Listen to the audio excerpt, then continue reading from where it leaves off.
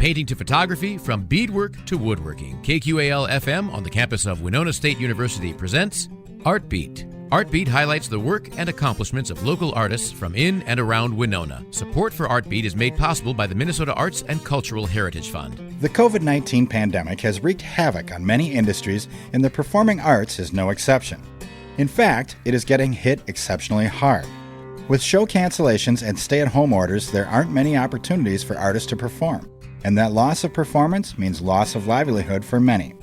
Today on Artbeat, we speak with Rich MacDonald, local performing musician and Professor Emeritus at Winona State University, to hear his thoughts on the hurdles artists currently face and how we might move forward in new ways in the future. I'm Bill Stoneberg. Stick around as we talk to Rich MacDonald about the performing arts during and after COVID on Artbeat. I'm here with Rich MacDonald. He's Professor Emeritus at Winona State University, and he's also a local performer who plays drums and vibraphone in jazz groups around the region, as well as percussion in the La Crosse Symphony Orchestra. Hi, Rich. Thanks for joining us today. Thanks, Bill. Glad to be with you. For sure. Well, we thought that this could be an interesting conversation, as we all kind of know, there's been stay-at-home orders because of the pandemic. Live events have not been happening really at all. A little bit has crept back in. Gallery showings haven't been happening. Now that we're about 5 months into this, do you want to talk a little bit about ways artists are struggling and maybe their biggest hurdles right now at this moment, or?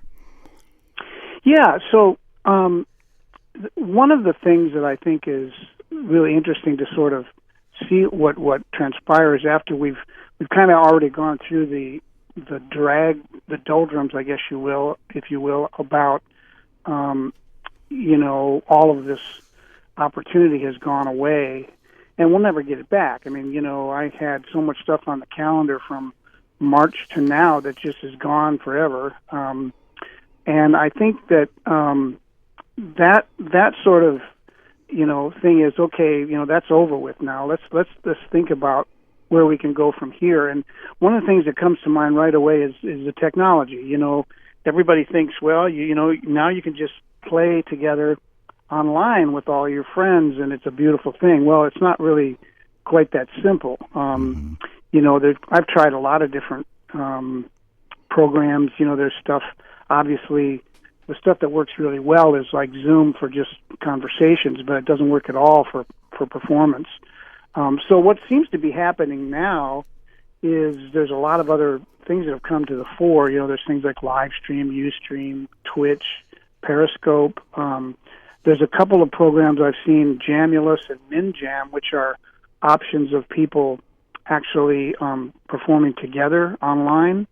But you have some issues with monitoring there. And the biggest issue, of course, is latency. Mm-hmm. So the technology, and people just think, well, you just can do that and you can record it. I've seen it on Facebook. Well, when they see that on Facebook, what they're really seeing is people recording separately and then combining. Somebody's got to put all that together. Right. And so, but it works. I'm involved in a couple projects right now that with a friend that I was introduced to out in Seattle who has some tunes he wants to record, and so I've got my little studio here at home, and I'm playing drums and sending him what we call stems, which are the basic tracks, and he's putting them in his digital audio workstation. So things like that are happening a lot, mm-hmm. Which is good, but it's also where we have this. I mean, you probably are aware of this. Over the years, just over the last 15 or 20 years, maybe even more than that. But I've certainly noticed it over the last 15 or so, where the sort of mantra now is, do the live show, give away the music, and sell the merchandise. And by taking away the live show, of course, it's really made it difficult, I think. And people are going to have to find other ways to try to actually get paid. Right. Yeah. There are musicians, a lot of them, who are, that's their primary source of income, and it's unfortunate that they've kind of been stuck in this situation. I was a freelance musician for 15 years before I went back to grad school back in the 80s and early 90s, and so I can really relate to that.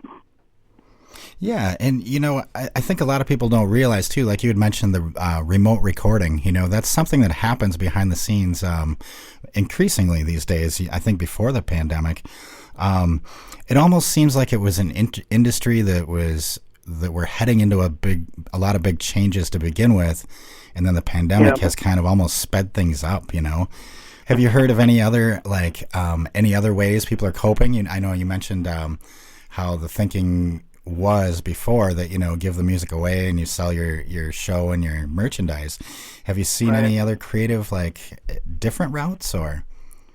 Yeah, there are a lot of options that people are starting to experiment with, a lot of Facebook Live stuff. It works really well if you can do Facebook Live with one person. So I know some piano players. Former student of mine, Ryan Howe, has done a number of he's a Winona State grad. He's done a number of Facebook Live things.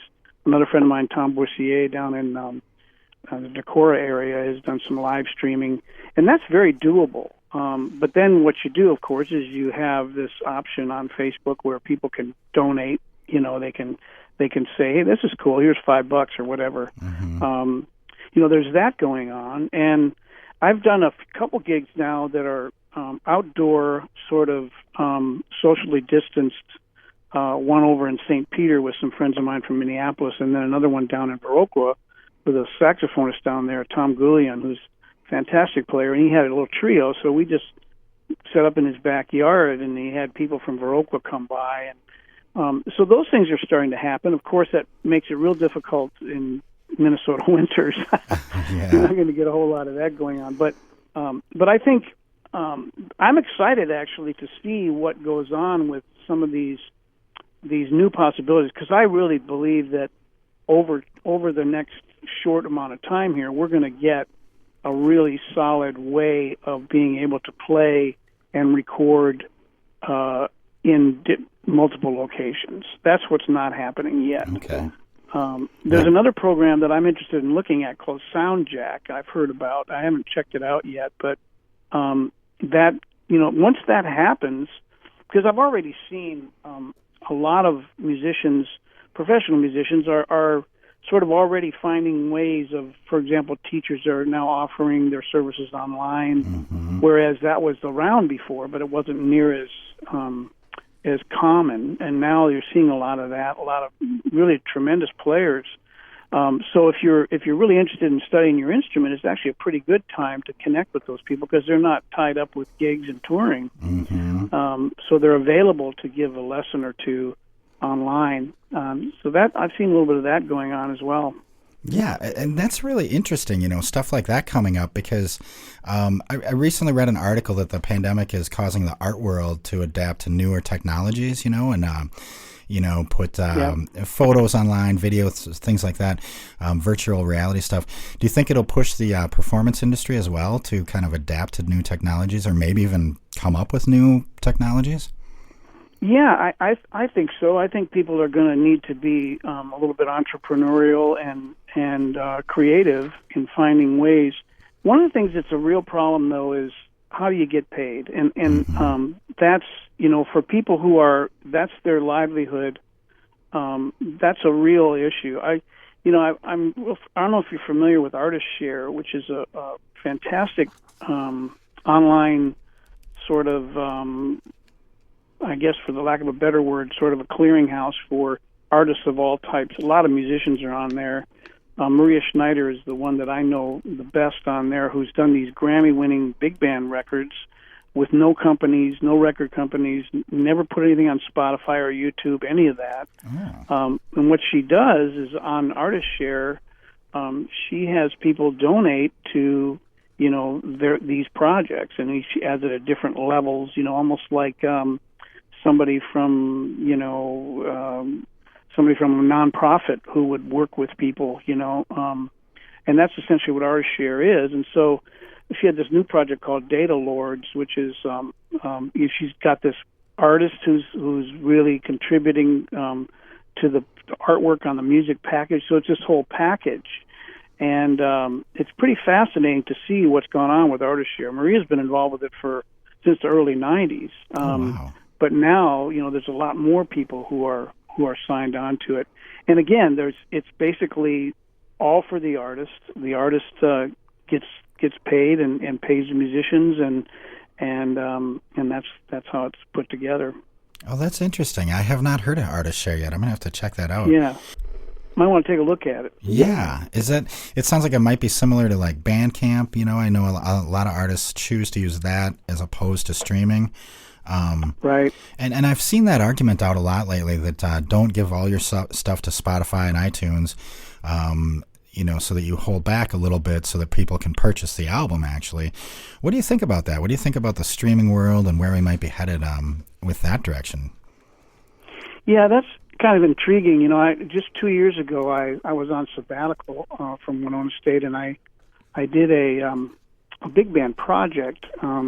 It's called the Commission Project with this band up in Minneapolis called the Jasmine Orchestra, and it was kind of a twofold project. One was I wanted to commission a bunch of writers to write me a bunch of big band material, writers that I really respected from around the country, that I could then write pedagogy around, because I've been teaching all these years, and I've always wanted to put something together like this. So this project, I'm actually working on it. I was working on it this morning. So what I'm doing is I have the option now of removing the drums. We record everything to a click with the band in the studio up in Minneapolis, and so I can remove the drums and have it be a play-along thing for students. And I'm in the process of transcribing what I played to show, how this would happen versus what's on the actual page and why. But anyway, in that project, I also produced a CD, and I went through this whole thing of, okay, what am I going to do? I'm not going to try to, spend money on trying to, promote it. How am I going to deal with it? So I decided to go ahead and put it out there. So it's on YouTube, it's on Spotify, it's on Amazon, it's on all those places. Mm-hmm. Again, what the Artist Share people have not done, I went ahead and did that. And it's interesting to go and look on YouTube and see how many listens you've had. And every once in a while, I get this little check. It's on CD Baby. Okay, yeah. And so you can actually buy the CD from there. But it's funny because you talk to a lot of musicians, and it's like CDs have turned into the basically expensive business cards. Yeah. People are giving them away. So anyway, I went that route, thinking that I just want to get it out there. I want to make it available to people. Mm-hmm. And I haven't seen much in the way of money compensation from that at all. Right. I didn't expect that I would. But that wasn't the main reason I did it. I've got this pedagogical thing that I'm working on, and that's going to take me a long time to finish. But that was a project that kind of speaks to that whole idea of, okay, you got to make up your mind. You want a bunch of CDs sitting in your basement and nobody listens to, or you want to get it out there and see what happens. Well, mm-hmm. That's the dilemma. Yeah. That's a real dilemma for people. Well, and it's really tough too, because I think a lot of, especially the smaller clubs, things like that, and people who are touring and they're selling T-shirts and CDs at their shows, and I think right. they're viewing that CD as a source of income. I think, unfortunately, though, I don't think a lot of people use CDs anymore, regardless.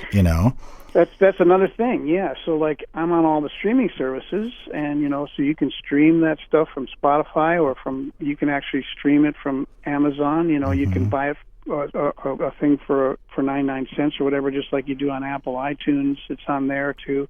So, yeah, that's another option. You're right. I mean, I don't even know if I've got a CD player around here somewhere, but I haven't used it in quite a while. Right. But I do listen to CDs quite often in my car. People give me a CD, and that's of course, I haven't been going anywhere, so I haven't really been in my car. I think I bought gas twice since February, It's like, you'll have to take a drive just so you can listen to stuff, right? I know, yeah. I have to go out in my driveway and listen to music. Oh, wow.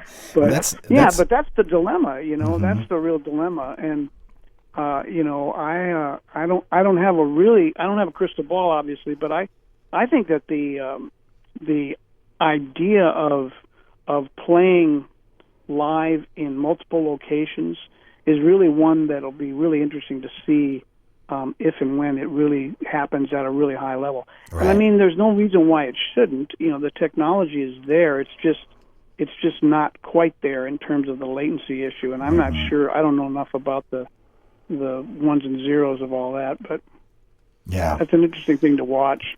It is, for sure. And I think you're right. The technology's there. I think, it just needs to be kind of fine-tuned a little bit and, more accessible, I think, to the artists, speaking One of the things I discovered trying to teach online, with this last semester, having retired in May, I had that last 6 weeks of the students and deal with. And one of the issues with teaching online, of course, is that you can't really control what is on the other end in terms of how well they're set up, whether they've got a really good connection, whether they're just dealing with DSL or whether they're dealing with an internet connection. I had many internet connection issues with students over those last 6 weeks of the last semester. Right.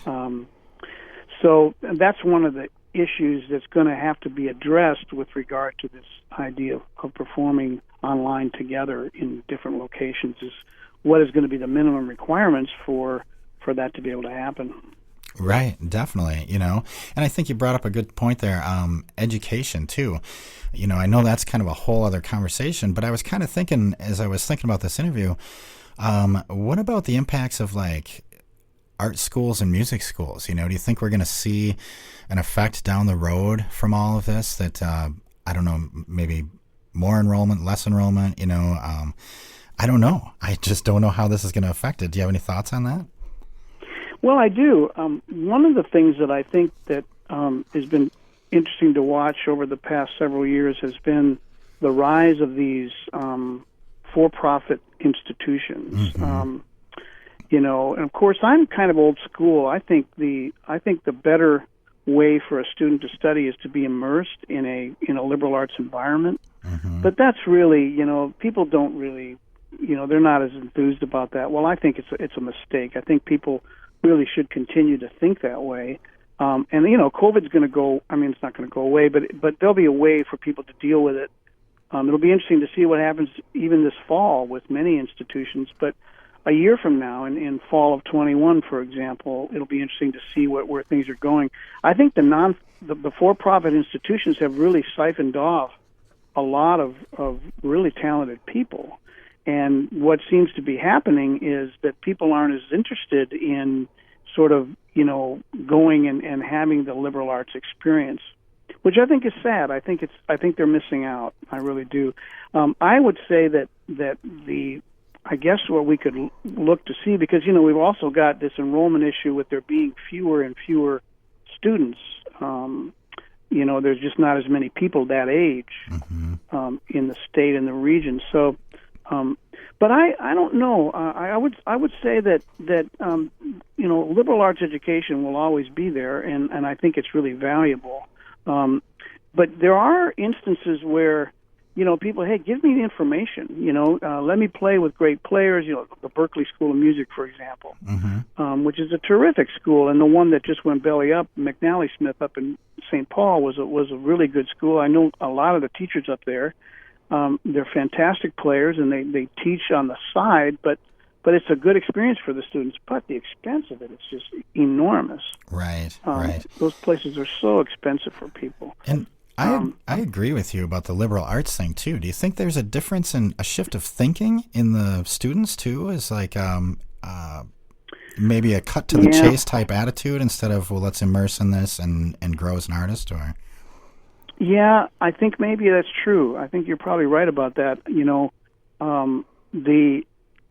It's sort of like, well, let's just get to the real stuff. I don't really care about learning about philosophy or history or any of the what we would call the gen ed curriculum. People, they just want to do their thing. And but I think back on the years that I spent as an undergrad, and very valuable time in so many ways. Now that I'm in my 60s, I can really see that. But people are in a hurry.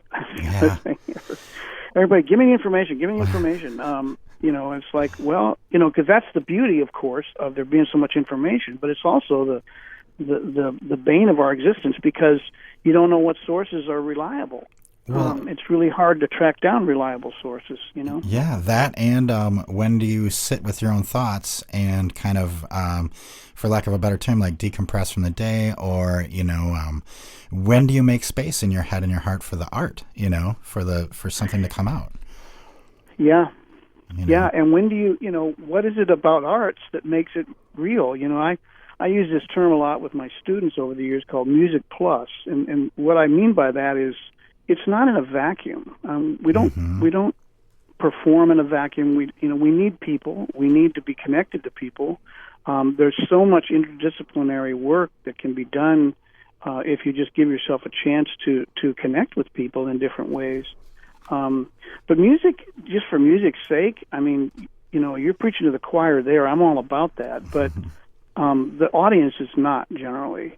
Audiences are based on relationships, and when you establish relationships with people, whether that's virtually or in person, then those are the people that are going to support what you're doing, and as well as you can support what they're doing.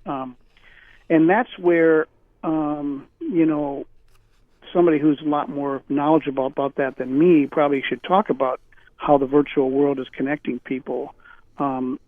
I see it as a little bit of a disconnect at this point in the game, but that doesn't mean it's going to always be that way. Right, and that's kind of how I feel too. At this point it feels like a disconnect, but hopefully we can figure out new ways, I think, moving forward.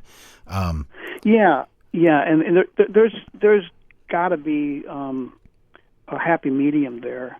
The idea, of course, is if you have a face-to-face class where, the first thing at the beginning of class, you just ask the students to turn in their phones. Well, there's another way to do that. There's blended classes where you can have them use their phones and explain to them. If I was still teaching, that's one of the ways I would go. I think the blended class idea is a really good one, where, okay, rather than, if you can't beat them, join them kind of thing, Right. Okay, look this up, and let's talk about primary sources. Let's talk about why you don't want to be spending your time on this particular website because of X and Y and Z.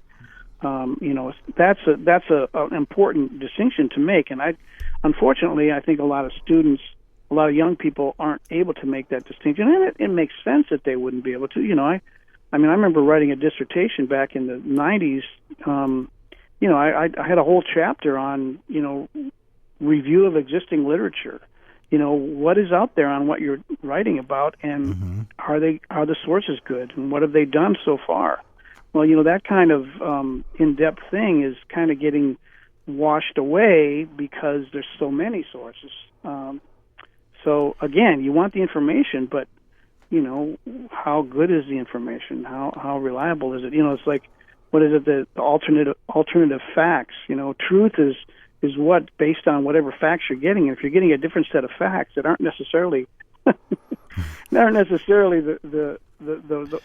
real facts, but you're getting these sort of different brainwashing things. Well, you're going to arrive at a different truth. Right. So in the arts, that's the beauty of the arts, is that it's pretty easy to tell something that's true and something that isn't. Where we kind of fall down is when we try to put it into these buckets of information. Well, it's really not that. It's a relationship. It's a connection. And that's, obviously we're both talking about the same thing relative to where's that connection going to come from? How are we going to make it happen? Right. And maybe I'm the old guy in the room here, but I'm certainly missing that, and I'm not sure that the virtual world is done that well at it yet. Well, I honestly don't think you're alone in that. And I've talked to some students lately who have seemed to be expressing a similar thing, where it's almost like, since they've been staying home more, they may be using more social media, and I think there's like an overload going on with a couple people I've talked to.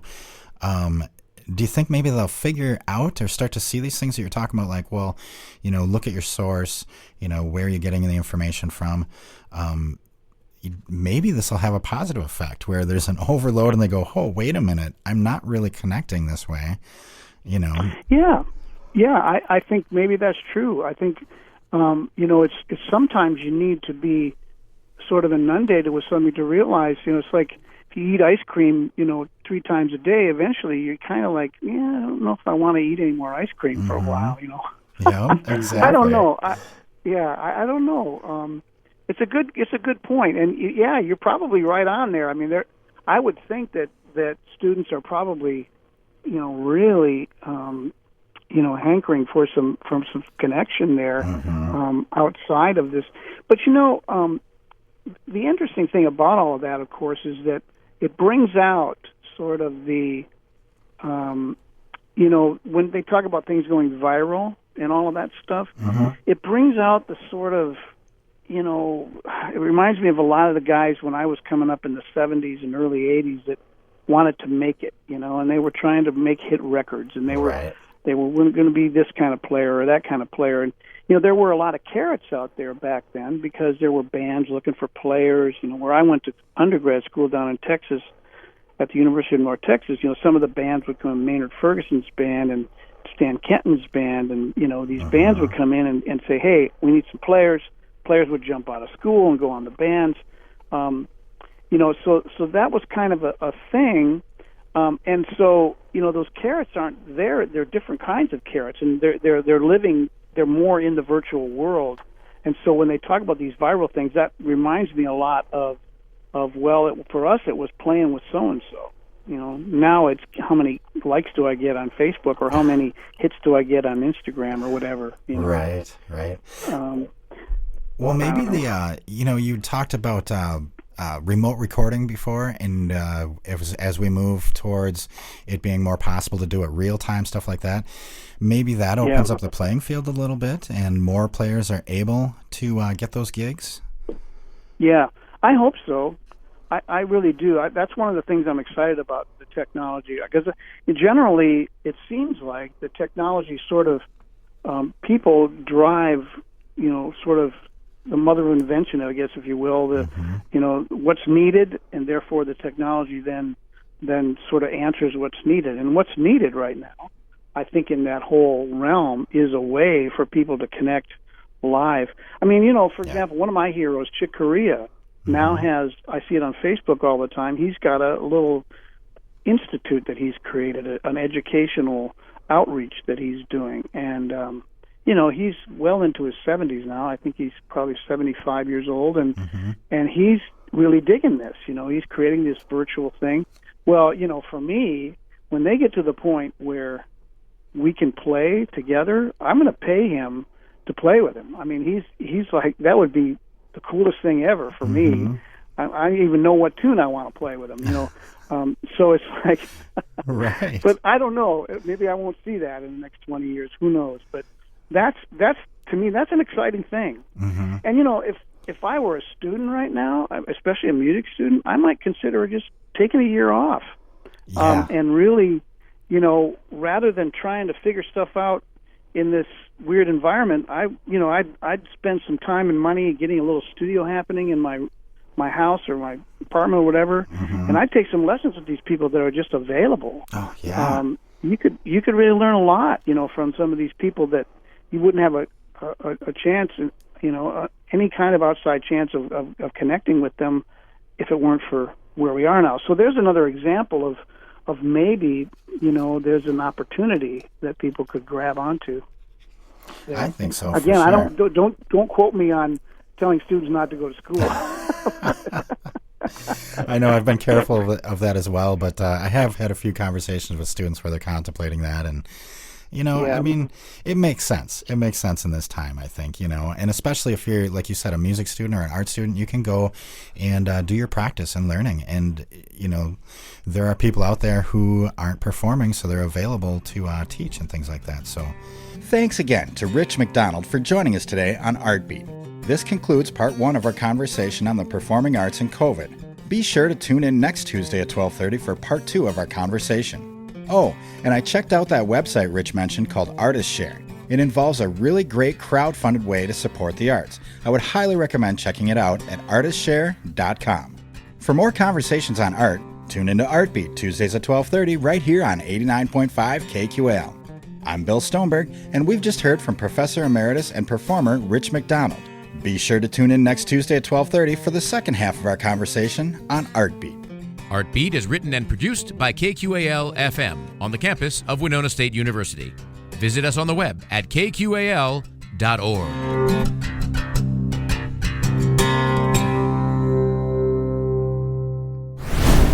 Is art an important part of your life? Tune into Artbeat Tuesdays at 12:30 right here on 89.5 KQAL. Artbeat is made possible by a grant from the Minnesota Arts and Cultural Heritage Fund.